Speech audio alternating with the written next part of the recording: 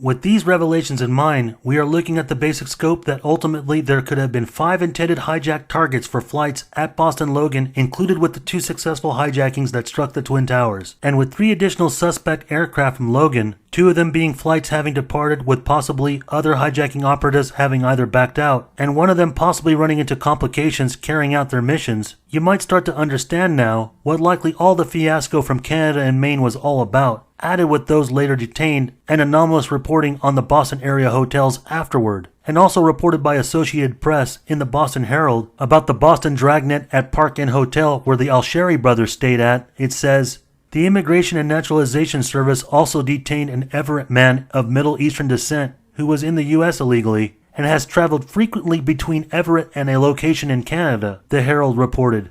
INS spokesman Karen Krashar would not comment on the report. Everett is just outside of Boston, but it becomes clear that these types of additional and unidentified suspects may have been or were supposed to participate in carrying out other hijackings or different terrorist actions or even just as a support role. That's why when it comes to Boston Logan CCTV security video being released, it's long overdue to fill the void of public inquiries and skepticism to confirm all 10 official hijackers, 5 to each plane, boarding flights 11 and 175 as regular passengers.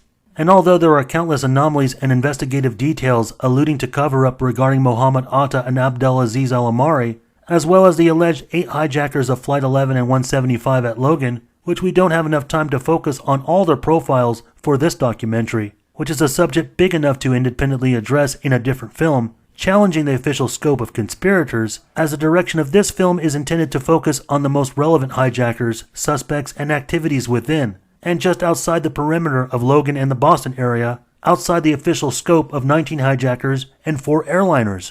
But unlike Jetport, Maine, where security CCTV stop-still video confirmed that Atta and Al-Amari boarded their connecting flight to Boston Logan, you can see now as to why authorities haven't released any of the security CCTV video from Logan Airport that was seized by the FBI in the immediate Dragnet investigation, because if the truth be told, then we're actually dealing with a situation where potentially 5 airliners are targeted for hijacking out of Logan. As you can imagine, there certainly would have been many Middle Eastern suspects throughout the airport and departure lounges, possibly congregating with different hijacking teams, or even some of the hijackers themselves on flights 11 and 175 were not identifiable. Or it could be a different amount of hijackers per plane. But if stories about Atta or other alleged hijackers being present at airports before September 11th is unfamiliar, then take a look what was soon reported after 9/11, continued in follow-up reports even a decade later about Logan, as with Boston's ABC5 WCVB-TV picked up that at least 3 airport employee eyewitnesses spotted Atta and others casing the security checkpoints at Logan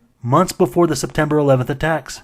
4 months before Mohammed Atta and Al-Qaeda agents began their operation the morning of September 11th, multiple witnesses say they saw them casing security checkpoints at Logan Airport.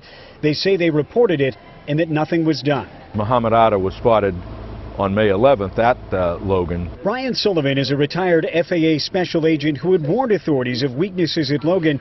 He says he was largely ignored. And now we know from these documents that he wasn't the only one issuing warnings. Wallace sees it. He is concerned. He confronts them. In May of 2001, an American Airlines technician says he witnessed Mohammed Atta and another man videotaping and taking still photos of the checkpoint for 45 minutes. When he confronted him, he says they swore at him in Arabic and walked away. He followed them and alerted a state trooper, recounting later, "I said specifically, these 2 clowns are up to something. They've been taking videos and pictures down at the checkpoint." Nothing was done. They didn't stop Atta. They didn't ask for an ID. They didn't question him. None of that. So he's basically allowed to go through. 2 other American Airlines employees say they witnessed Atta and another man casing the security checkpoint that they would later walk right through on their way to board Flight 11. There's also quite a few other declassified documents pertaining to previous investigations before September 11th, not necessarily centered in recognizing Atta or even Logan solely, as there were particularly security lapses with different airlines and even Argenbright Security, which also provided service there, were all penalized for breaking regulations, like suspicious weapons such as guns, that were able to pass through security screening, and cases of possible dry runs at other airports, and some odd occurrences happening at Logan previously.